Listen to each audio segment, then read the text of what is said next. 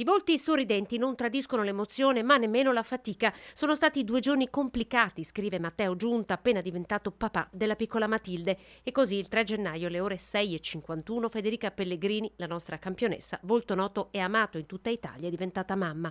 A salutare il lieto evento sui social decine di post.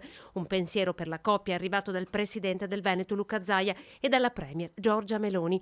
La piccola, nata in buona salute, è venuta alla luce all'ospedale Sacro Cuore di Negrar. Meringhetta, così si rivolgevano a lei ancora in pancia. A Matilde Federica aveva dedicato un pensiero nei giorni immediatamente successivi alla tragedia di Giulia Cecchettin. Ti costringerò a sentirti libera in ogni passo, aveva scritto su Instagram. Federica e Matteo, un amore nato nel 2017, lui l'allenatore, lei l'allieva.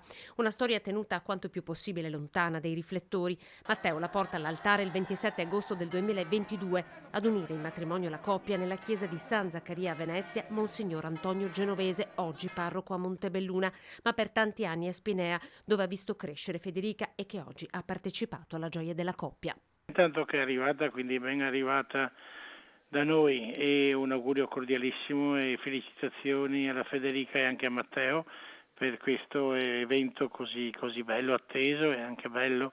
Credo che essere mamma ed essere papà sia un dono grandissimo, oltre che anche una grande responsabilità. Non sarò io a battezzare Matilde, chiarisce, spero lo farà il parroco della loro comunità. Ricorda Federica però e la sua grande forza di volontà. Aveva le doti ma anche sacrificato, che mentre gli altri si divertivano lei era in piscina a nuotare fin dal mattino presto, quindi una grande campionessa. E adesso è cresciuta insieme a Matteo, sono cresciuti, auguro davvero che crescano davvero in armonia, in amore e affetto, per crescere insieme anche da piccola.